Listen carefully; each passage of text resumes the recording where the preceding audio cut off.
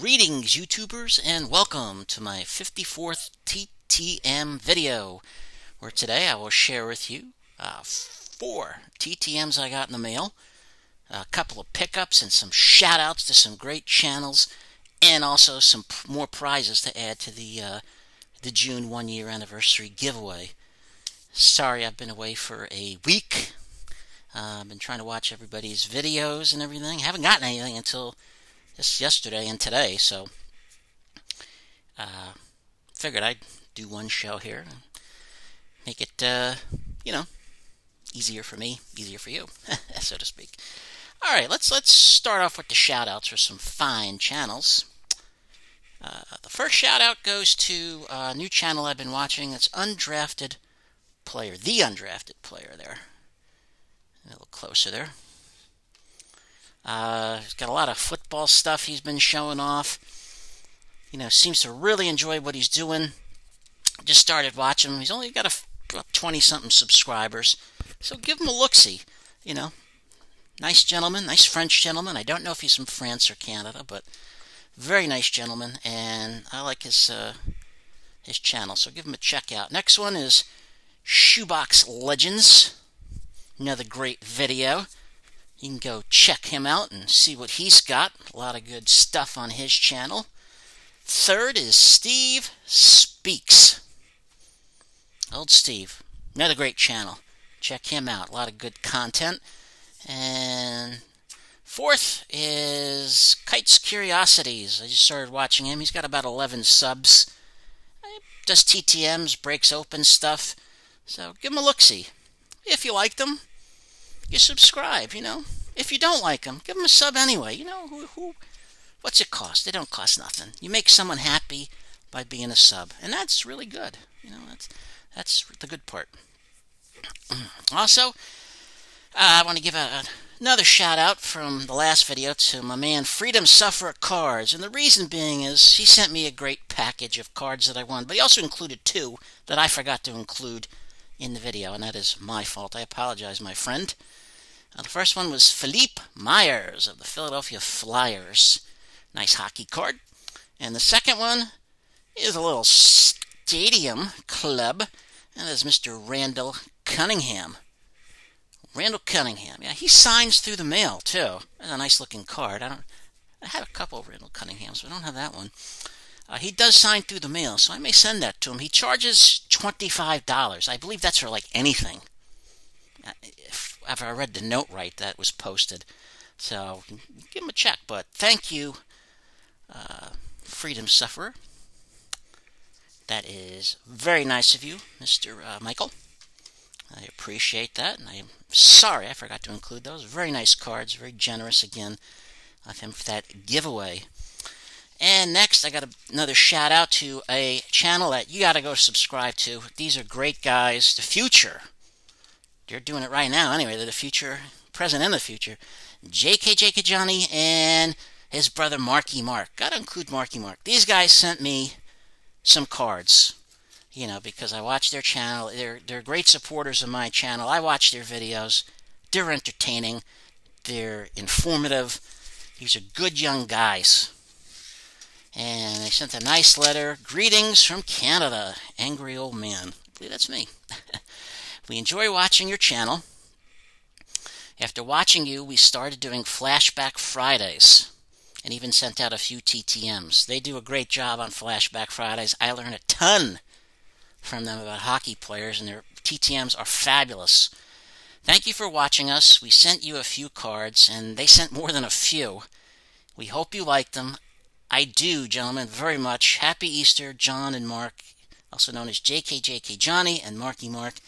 And Marky Mark printed his own name. That's great. Super Marky Mark. Thank you. What did they send me? A few. Come on, they sent me more than a few. Oof. They sent me. And Slapnuts knows about that jersey. Patrick Kane, my favorite player currently.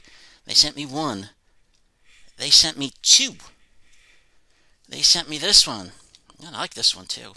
Canada versus U.S. Patrick Kane. They sent me another Patrick Kane. They sent me another Patrick Kane, and OPG. I like that too. That's good. All these cards are great. I got this nice Upper Deck Patrick Kane. And another Patrick Kane. This one. There's a great one too here.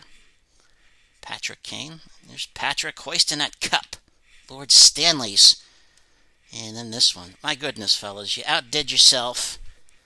I got something coming your way. I just got to get your address if you want to shoot me at the email. I just want to make sure I got the correct, because I'm sending you something up there. You guys are fabulous. They are like 20, maybe less than that now, subscribers away from 500. They're having a fabulous contest at 500. Go up there, sub them. Let's get them on to 500. These are good guys, good young men, and they really have a great show. If you haven't subscribed to them, do it. Do it all those guys. The 4 I mentioned, Undrafted Player, Shoebox Legends, Steve Speaks, Kite's Curiosities, Freedomsufferer, and jkjkjohnny, and Marky Mark. Check them all out. You won't be disappointed. Alright, I did get a couple pickups. Another for my Project 70. Why? Because it's Thurman Munson. I like the little cup there. This one I got on eBay. It was a lot cheaper on eBay than what Topps wanted for it. And so I like that. The subway in the back with Munson painted on it. That's nice. And these are probably the only cards I'm really going to get are Thurman Munson's. I may try to get some mantles, but I don't know. And then, thanks to all the great people who collect vintage cards, I picked up a couple of vintage ones. A 1956 George Kell. I'm starting to build up my 56 catalog. This is a 3, but it still looks really good for a 3. You know, I like it. Looks nice. Got the old gray back there. Little something on the back, but still pretty good. And also a Jackie Jensen of the Sox. He's a 3 as well, but I like the way it looks. Got the white back on this one. And you can see back there. So, yeah, nice cards. Been collecting more 56ers, and nice additions. My trip today, I went to Walmart. I was able to get something for the prize giveaway, and I went over to Target. And Target has a 3-item limit. And that's fine. Went in there. But they don't sell the boxes anymore. This Target I went to opened the boxes, and you buy the packs. So I picked up packs. I got the Heritage right here. I actually had 4. And I get up, and I'm checking out at the self-checkout, and all of a sudden, the 4th one's not ringing up. And I thought, whoa, the light went on. And the woman comes up and goes, well, how many you got? I said, well, I got 4. Oh, and the machine started flashing, you've hit your limit. It posted it, I should say. It didn't flash, but it said you've hit your limit. And a customer service representative was with you, and the customer rep came over and said, yeah, you can only get 3. I thought it was like 3 boxes with 3 packs. I was a little miffed on that one. But I thought I'd won something. Ooh, what am I going to win? Yeah. All right, TTMs now. This one took 11 days, came from Westchester County, New York. It was free. It was 2 of 2. Didn't sign the index card, but that's cool. This guy's a former NBA player. You might not have heard of many of these guys or any of them, but you're going to hear about him now. And that is Mr. Mel Davis on this 1976 card, 75-76. Tops there with the New York Knicks. And then he's got on this one a 74-75 Knicks card as well. Put his number on both. Thank you, Mr. Davis. Appreciate. Oh, whoa, a little too close there. Melvin Jerome Davis, better known as Mel, was born November 9th, 1950 in the Big Apple, New York City. 70 years of age. He attended Boys High School in Brooklyn and went to St. John's University. In the 1973 NBA draft, he was picked in the first round with the 14th pick by the New York Knicks. He was a forward. And the Knicks were just coming off, I believe, their second championship that year in 73. Of course, they haven't won anything since. His NBA career went from 1973 to 77, both with the Knicks and the Nets. He averaged 5.3 points a game and 4.3 rebounds a game. After his NBA career, he did go over to Europe, where he played in Italy, France, and Switzerland. While he was in Europe, Davis oversaw the marketing division of Pepsi, I believe it was. So that was quite a job over there. After his career had officially ended, he had a career of running player programs, such as orienting rookies to the NBA and helping players make a smooth transition to the world of post-basketball life. That's important. In 2005, he was personally appointed by NBA Commissioner David Stern, and he accepted the position of Executive Director of the National Basketball Retired Players Association. This gentleman graduated from St. John's with a marketing degree.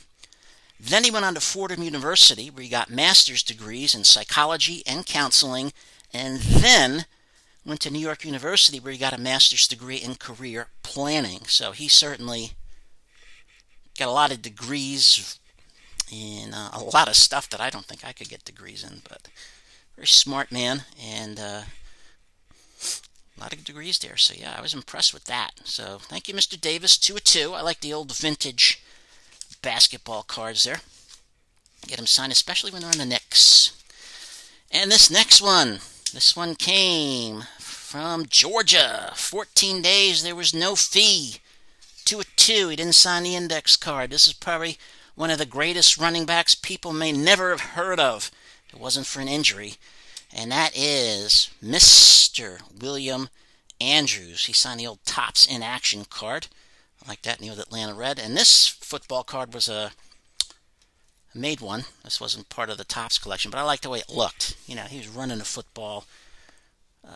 This guy was truly a great back.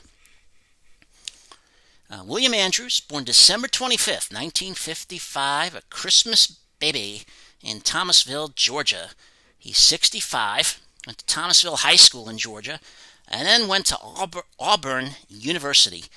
On his team, he played with future NFL running backs James Brooks and Joe Cribbs. He was mostly used as a blocking back. In the 1979 NFL Draft, because of that, he fell to the third round with the 79th pick for the Atlanta Falcons, and they got a great player. His career went from 1979 to 86. William Andrews was a great blocker, a great runner, and a great pass catcher in the NFL. In his NFL debut against the New Orleans Saints, he rushed for 167 yards, and the Falcons won 40-34. He had 1,023 yards in his rookie season rushing.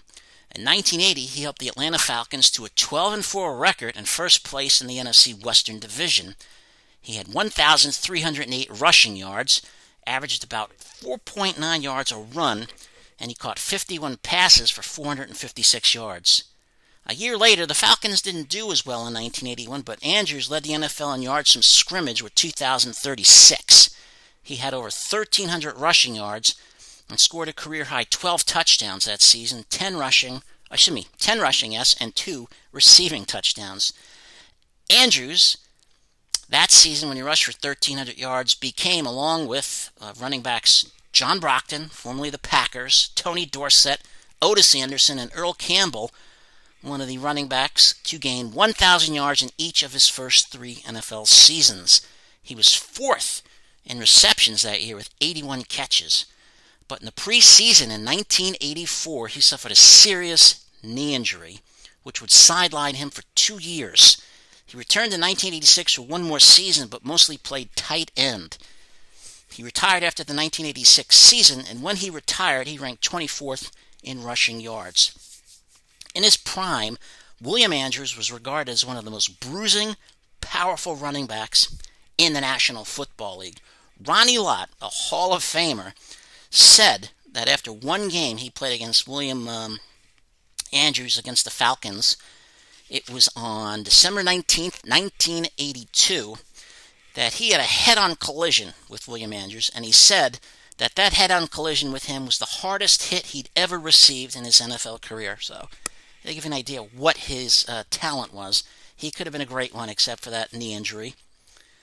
In his career, he had 1,315 rushing attempts for 5,986 yards. He rushed for 30 touchdowns and had a 4.6 rushing yard average. He had 277 receptions for 2,647 yards, about 9.6 in average-wise when he caught the ball for 11 TDs. He was a four-time Pro Bowler from 1980 to 83. He's a member of the Georgia Sports Hall of Fame, and his number 31 was retired by the Atlanta Falcons. So, had he been healthy, I would bet he would have been in the Hall of Fame. He was a great player. I remember him as a kid. Gosh, I was like 11, I guess. I remember in 83, right around there. 82. What was I? Yeah, like 10, something like that. 82, I was 10, but I remember him. I liked him a lot. He was just such a powerful back. So thank you, Mr. Andrews. Woo, get back there. I like this card the best. This is a, created one, but I thought that was really nice. All right, number 3 out of the 4. Let me get through this. This one came from the state of Washington. There was no fee. It took about 21 total days, but this gentleman signed the 8x10, and that's former NFL quarterback. Get it out of the light there, Mr. Jim Zorn. There he is for the old Seahawks, doing a little running. Did a lot of that with the Seahawks. James Arthur Zorn, Jim as he's known, was born on May 10th, 1953 in Whittier, California, hometown of Richard Nixon, former president. He's 67. He was a great athlete in high school. He competed in basketball, baseball, track and field, and speed skating, and he didn't start playing football until his sophomore season. He eventually went to community college, Cerritos College, and then transferred to Cal Poly Pomona College, where he played. In the 1975 NFL Draft, Jim Zorn went undrafted, and he was signed by the Dallas Cowboys as an undrafted free agent. He almost made the Cowboys roster, but he was the last cut before the start of the 1975 season, and that was to make room for running back Preston Pearson, who had been picked up after being cut by the Steelers. In 1976, he was signed by the Seattle Seahawks and was their starter from 1976 to 83, when he was replaced by Dave Craig. His career, he played for Seattle the majority of his career from 76 to 84, played one season with the Packers, one season with the Tampa Bay Buccaneers, and he played one season in the Canadian Football League. Back in 1986, he was a member of the Winnipeg Blue Bombers. After he retired from the NFL and football in general, he became an assistant coach in college. From 1988 to 96, he coached at Boise State, Minnesota, and Utah State. Bears fan 34, Brian, Utah State. He became an NFL assistant as well for the Seattle Seahawks, the Detroit Lions, the Baltimore Ravens, and the Kansas City Chiefs, and was a head coach for the Washington football team, whatever you want to call them now. Back then they were the Redskins, and he coached them from 2008 and the 2009 seasons. He was 12-20 in both seasons combined. His first season he was 8-8, and that was his best season. And he also was a member, head coach, I should say, of the XFL back in 2020. He was the head coach of the Seattle Dragons, as well as their GM. But, of course, that was canceled. Now The Rock owns it.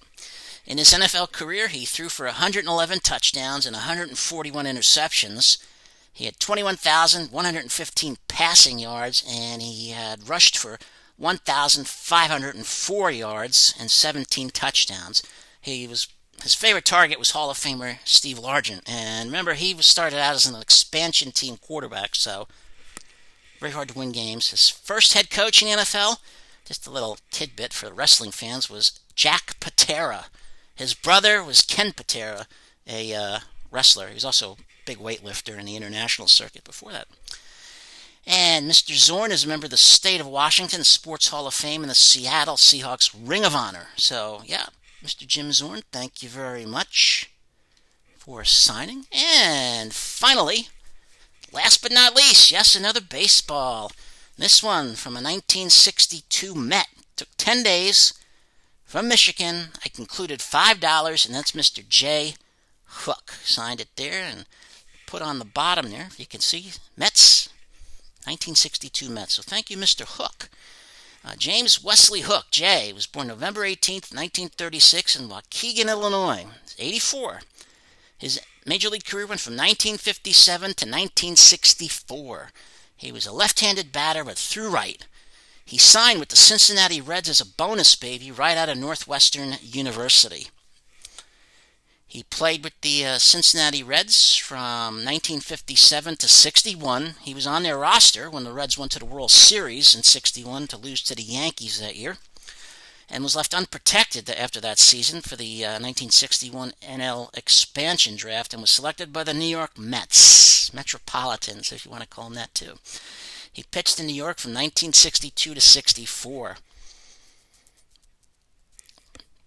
He was selected by the Mets in that expansion draft with guys like Don Zimmer and Gus Bell and a lot of guys who were left unprotected.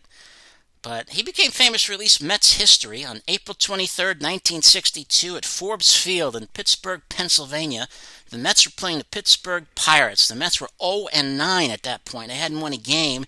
Jay Hook tossed a complete game 5-hitter in a 9-1 victory over the Pirates for the first win ever in Mets history. They were 1-9 after that point, and from then on, the Mets won 39 more games and lost 111 to finish 40-120, the worst record in modern history. But hey, it's always nice to have some kind of record, I guess, isn't it? For 62, Jay Hook went 8-19.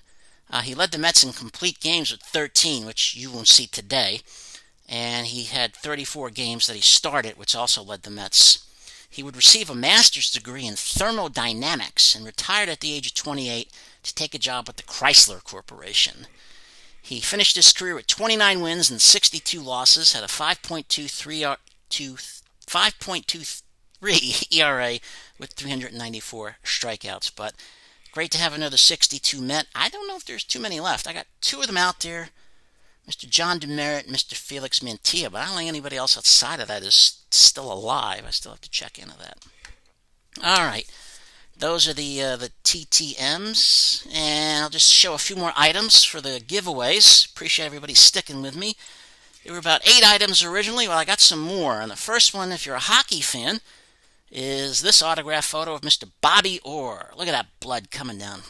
That's a back in the days when hockey was hockey, and his hair was thinning back then. You see that up there. He eventually wore a wig. But yeah, Mr. Hull, one of the greatest players ever. Got his number 9 on there, HOF 83. And I got this from Mr. Sid's Graphs. Sid's pretty, I've been doing business with him for a while, so it's good, I think. I would say so. But it's a good addition if anybody wants it. And I also got, if you're a hockey fan as well, an autographed puck. Chicago Blackhawks, Mr. Bill Gadsby, Hall of Famer. Here's a picture of Bill signing. And I also got this from Sid out in Illinois there. So, yeah, if you like, this is another one of the gifts I'll be throwing in there. He's got number 4 on it, HOF 1970. So those will be additions to the giveaway. And also got another set of cards. I had 86, 87, 88. Well, now I got Topps 90. There you go. I haven't looked in them. I hope all these sets have the cards, because I haven't seen them in a long time. No, I can't guarantee. I think they have them all, but I'll say that. And also I managed, as I said, I went to Walmart. I managed to get a box of this one. Doesn't look like it was tampered with, so 2021 Series 1. And also a box of Heritage. So those will be also added to the giveaway. And the last thing that I'm going to add, at least for today, is an autograph card. Former Tampa Bay pitcher. This is back when I believe they were the Devil Rays. Devon Brazelton. Yes. Who is he? Well, right there. He's on the card. And the guy above him also signed it. Somebody from the Mets, Dwight Gooden. So if you want a Devon Brazelton card signed by that Gooden guy up there, I don't know what happened to him. That's also going to be in there as well. I appreciate everybody watching and sticking with me this long. I apologize for the length of the video. I had to get those prizes in. If you're new to this channel, hit the subscribe button if you like it. hit the like button. If you don't like it, hit the subscribe button anyway. We may have something you'll like down the line. Check out those other channels. You can tell them I sent you, or, don't. That's okay. Just, check them out. If you like them, subscribe. Let's be nice to each other, one person at a time. It'll be good. Pay it forward, one person at a time. Thank you all, and I say good night to the great state of Idaho. Thank you.